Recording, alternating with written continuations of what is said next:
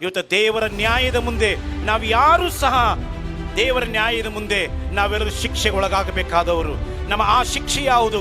ಮರಣದ ನಂತರ ಅನುಭವಿಸುವಂತ ನರಕದ ಶಿಕ್ಷೆ, ಬೆಂಕಿ ಗಂಧಗಳಿಂದ ಉರಿಯುವ ಕೆರೆಗೆ, ಗೋಳಾಟದ ಸ್ಥಳಕ್ಕೆ ಹೋಗಲಿಕ್ಕೆ ಮಾತ್ರ ಮನುಷ್ಯನು ಯೋಗ್ಯನೆಂಬುದಾಗಿ ಬೈಬಲ್ ಹೇಳ್ತದೆ. ಆದರೆ ನರಕಕ್ಕೆ, ಆ ಗೋಳಾಟದ ಸ್ಥಳಕ್ಕೆ, ಎದೆ ಬಡ್ಕೊಳ್ಳುವ ಸ್ಥಳಕ್ಕೆ, ಕಟಕಟ ಹಲ್ಲು ಕಡಿಯುವಂತ ಕ್ರೂರವಾದ ಸ್ಥಳಕ್ಕೆ ಹೋಗಲಿಕ್ಕೆ ಯೋಗ್ಯರಾದಂಥ ನಮ್ಮನ್ನು ಯೇಸು ಪರಮಾತ್ಮನು, ನಮ್ಮ ಹಿರಿಯ ಅಣ್ಣನು ನಮ್ಮನ್ನು ಪ್ರೀತಿಸಿ ಈ ಲೋಕಕ್ಕೆ ಬಂದು ನಮ್ಮೆಲ್ಲರನ್ನು ಪಾಪದಿಂದ ಉದ್ಧಾರ ಮಾಡಿ ನಮ್ಮ ಬಾಳಿಗೆ ಬೆಳಕನ್ನುಂಟು ಮಾಡುವುದಕ್ಕಾಗಿ, ನಮ್ಮ ಬಾಳಿಗೆ ನಿರೀಕ್ಷೆಯನ್ನುಂಟು ಮಾಡುವುದಕ್ಕಾಗಿ ಆತನೇ ಸ್ವತಃ ಬಂದು ನಾವು ನಮ್ಮ ಪಾಪಕ್ಕೆ ಅನುಭವಿಸಬೇಕಾದ ಎಲ್ಲ ಶಿಕ್ಷೆಯನ್ನು, ದಂಡನೆಯನ್ನು ತನ್ನ ಮೇಲೆ ತೆಗೆದುಕೊಂಡು ಕ್ರೂಜೆ ಮೇಲೆ ತನ್ನ ಪ್ರಾಣವನ್ನು ಆತನ ಬಲಿಯಾಗಿ ಅರ್ಪಿಸಿದನು.